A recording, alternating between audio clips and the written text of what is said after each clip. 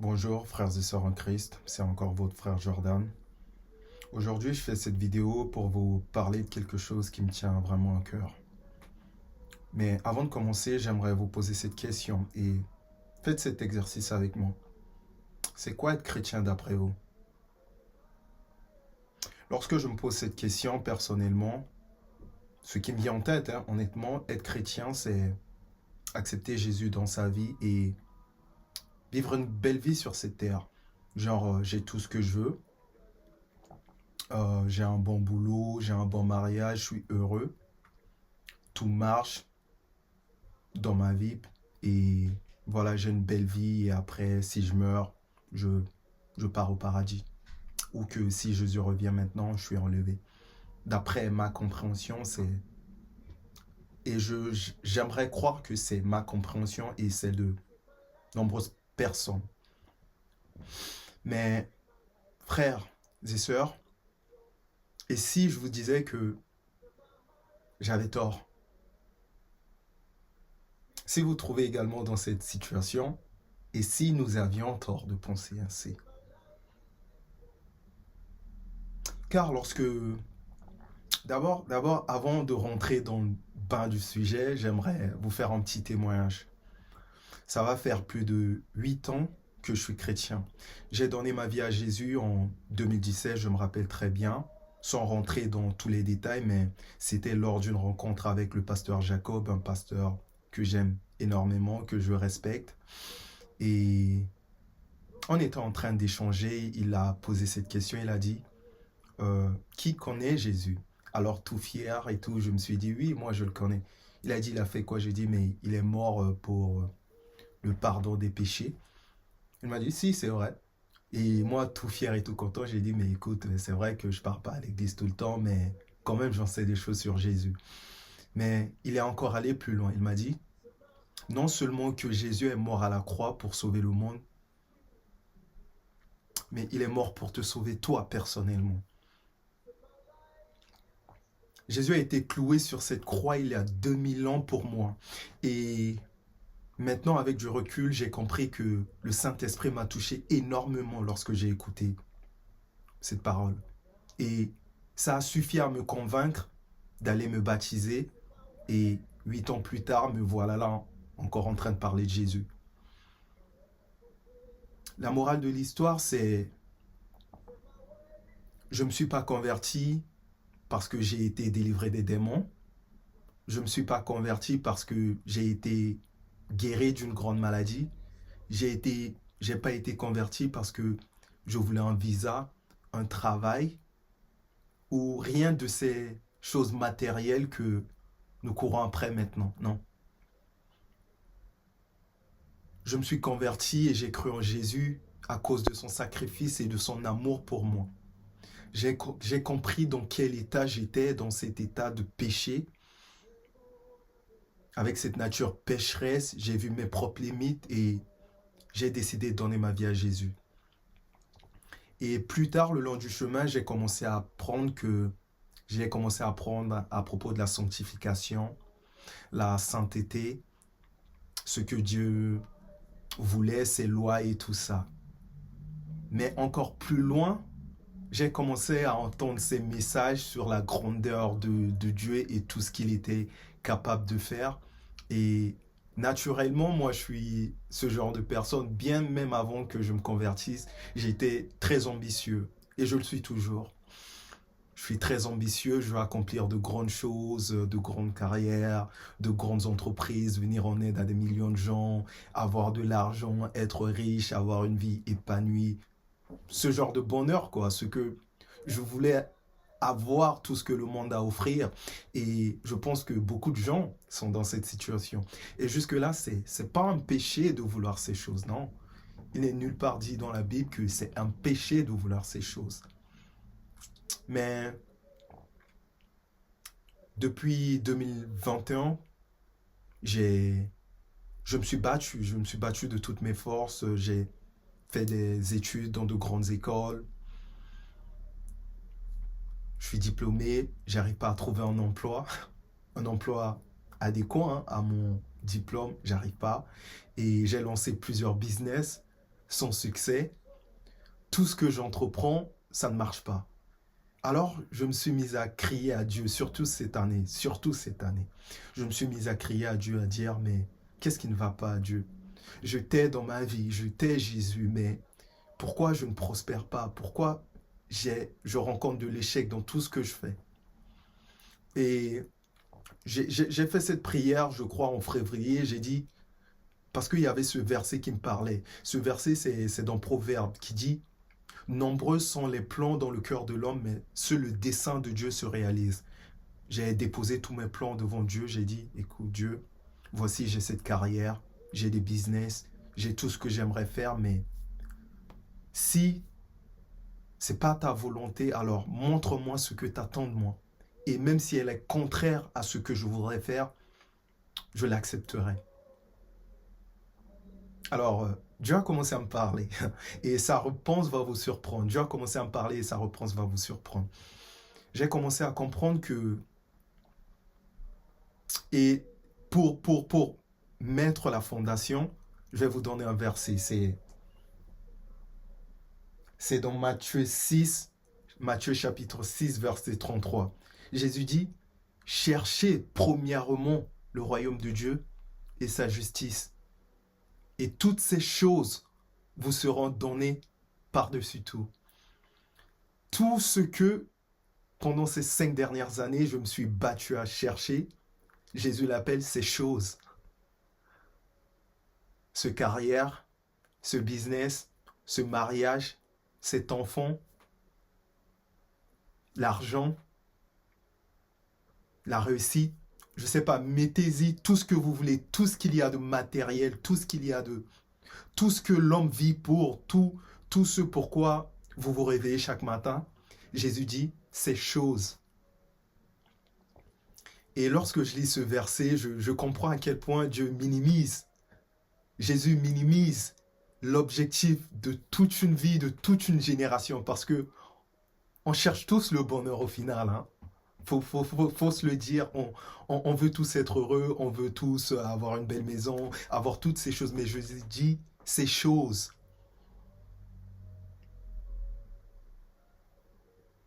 Il dit premièrement, cherchez le royaume de Dieu. Et dans ce verset, je comprends que Jésus est en train de fixer la priorité, c'est-à-dire que dans votre vie, la même énergie que vous mettez pour avoir un travail, pour faire en sorte de réussir, mettez cette énergie-là dans la recherche du royaume. Et après, vous aurez ce que vous voulez. Mais même là encore, il faut faire attention. Il n'a pas dit que vous aurez une grosse maison, que vous serez milliardaire, que je ne sais pas. Mais il a dit, plus tard ou plus tôt ou plus tard, il a dit, pourquoi vous inquiétez-vous du manger et du boire ou de quoi vous vêtir? Il a dit, lorsque vous cherchez le royaume de Dieu, il vous donnera de quoi manger, de quoi boire, de quoi vous vêtir. Et pendant que je suis en train de dire cela, mon esprit me dit qu'il faudrait que je fasse attention parce que beaucoup peuvent mal interpréter mon message. Je ne suis pas en train de dire que Dieu ne veut pas que vous ayez un bon boulot. Je ne suis pas en train de dire que c'est interdit de vouloir se marier ou que Dieu ne veut pas que vous vous mariez. Mais je suis en train de dire, ne venez pas à Jésus pour ces choses.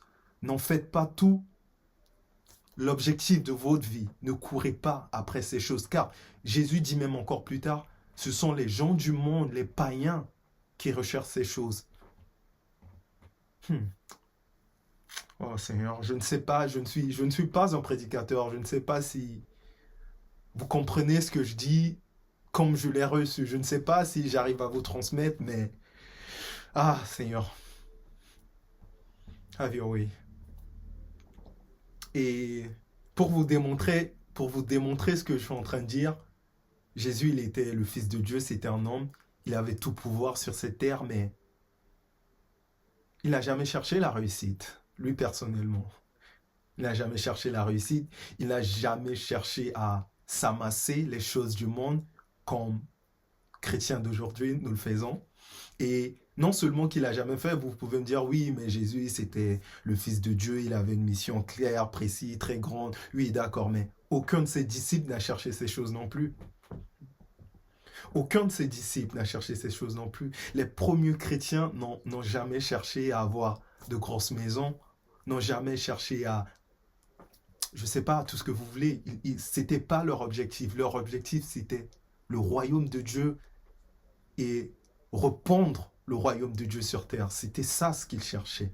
Et c'est ce que Jésus attend de nous, c'est ce que Dieu attend de nous. Mais 2000 ans plus tard, nous voici. On a été endoctrinés par cette société et on a fini par croire que l'objectif de la vie sur terre, c'est d'avoir tout ce que le monde a à offrir. Et en disant ça, j'en faisais partie. Mais aujourd'hui, je vous dis, c'est pas ce que Jésus attend de nous, frères et sœurs. Si vous recevez ce message de là où vous êtes, je prie que ce message puisse vous toucher et que vous compreniez la grandeur de cette révélation. C'est pas ce que Jésus attend de nous.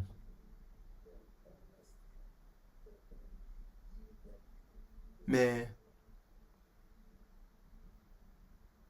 non seulement je vais aller encore plus loin, mais je pense que l'Église en général, les enseignements qu'on reçoit nous éloignent même du message de Jésus. Oui, ça nous éloigne du message de Jésus. Parce que on nous prêche que tout est possible, on nous prêche que Dieu peut faire de grandes choses. Si, c'est vrai. Dieu n'a aucune limite, il peut faire tout ce qu'il veut. Et ça nous pousse à croire, on essaie de mélanger Dieu avec tout ce qu'on voit dans le monde. On se dit, ok, mais si Dieu, il peut faire ça, il est si grand, il peut faire ça, alors je peux prendre les choses du monde. Si j'ajoute Dieu, alors j'aurai tout ce que le monde a à offrir. Et c'est ça le danger. C'est pas ça le message de Jésus. C'est pas ça la bonne nouvelle. La bonne nouvelle, c'est que le royaume de Dieu est venu vers vous. Jésus a dit, vous êtes dans le monde, mais vous n'êtes pas du monde. Et si vous comprenez ce verset, vous allez comprendre, mais comment vous pouvez dire que vous êtes chrétien, vous êtes avec Jésus, mais vous utilisez le nom de Jésus pour avoir les choses du monde. Oh frères et sœurs, oh frères et sœurs, qu'est-ce qu'on s'éloigne? Qu'est-ce qu'on s'éloigne? Vous savez, vous avez peut-être, moi personnellement, comme je vous l'ai dit, lorsque j'ai prié à Dieu, j'ai dit, Dieu, qu'est-ce qui ne marchait pas dans ma vie? Alors, j'ai eu ce verset. Je connais les projets que j'ai formés sur toi. Projets de paix et non de malheur, pour te donner un avenir et de l'espérance. Mais qu'est-ce qui dit que ce carrière que je recherchais, c'est ça le plan de Dieu pour ma vie? Qu'est-ce qui dit que ce business, que ce mariage, que ce visa, que la richesse que je cherche, c'est ça le plan de Dieu pour ma vie? Rien. C'était juste mes ambitions, c'était juste ma convoitise, mais parce que j'avais Jésus, je me suis dit, ok, Jésus va me donner toutes ces choses, mais jamais il m'a promis ces choses. Nulle part dans la Bible, jamais Jésus vous a dit, venez à voir, vous serez milliardaire. Non. Jamais il vous a dit, venez à moi, vous aurez une grande réussite. Mais par contre, il vous a dit, venez à moi et vous aurez la vie éternelle. Et vous n'aurez pas à vous inquiéter du manger, du boire et du vêtir. De l'essentiel, de ce que vous avez besoin pour vivre tous les jours. Il a dit, je connais vos besoins. Mais vos besoins, ce ne sont nécessairement pas avoir une grosse voiture. Ce ne sont pas des besoins, ça. C'est juste cette société de consommation dans laquelle on vit qui nous fait croire qu'on a besoin de ces choses. Mais Jésus n'a jamais dit que nous aurions toutes ces choses. Et même là encore, est-ce que ça fait partie de sa volonté? Je parle à toi, frère, sœur, qui me regarde en ce moment. Ce à quoi après tu cherches, peut-être tu pries, tu demandes à Dieu, mais pourquoi ça ne marche pas? Pourquoi je n'ai pas? Pourquoi j'ai ça? Mais est-ce que c'est ça que Dieu veut pour toi? Est-ce que c'est... Parce que, vous savez, il y a un verset qui dit, ses voix sont élevées au-dessus de nos voix. Il y a encore un autre qui dit, Dieu ne voit pas ce que l'homme voit. Non, on voit une belle vie, on se dit, une belle vie, c'est avoir une grosse maison, être riche, avoir des moyens financiers, peut-être s'occuper des gens, de sa famille, d'être marié, tout ça. C'est ça une belle vie. D'après nous, on pense que c'est ça une belle vie. Mais est-ce ça la belle vie d'après Dieu?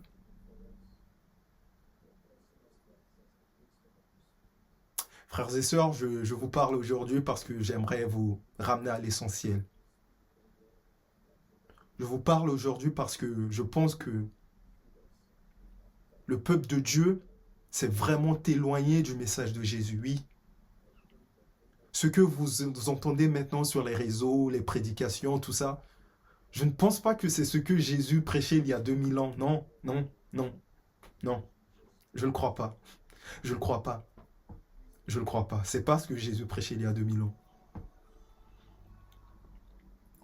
Maintenant, les chrétiens sont plus cupides que les gens du monde eux-mêmes. On désire les choses du monde plus que les gens du monde. Et le pire, on le fait au nom de Jésus. Parce que Dieu veut que nous ayons. Dieu veut, Dieu peut. Mais est-ce sa volonté? Pour conclure ce message, Père, frères et sœurs, comme je vous ai dit, je ne suis pas un prédicateur.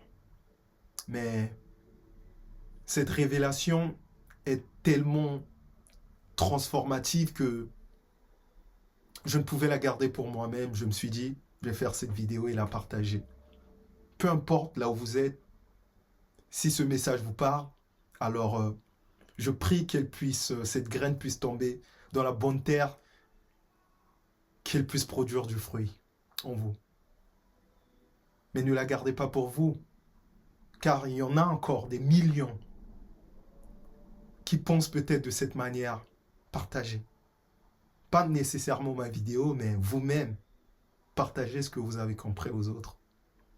Édifiez-les. Pour conclure, si vous voulez faire cette prière avec moi, alors faisons-le.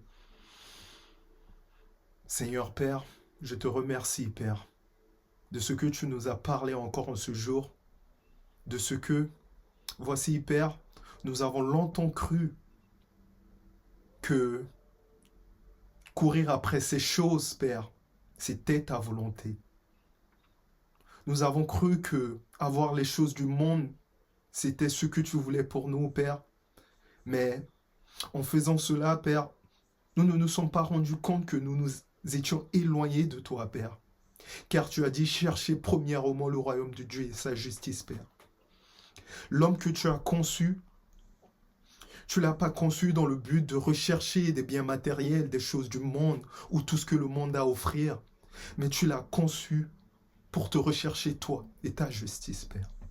Nous te demandons pardon de ce que nous étions longtemps aveuglés peut-être par les mauvais enseignements, la mauvaise compréhension, l'endoctrinement dans cette société de consommation, Père. Mais je prie que tu puisses toucher les cœurs de toute personne qui regarde cette vidéo. Père, touche les âmes. Touche les âmes, Père.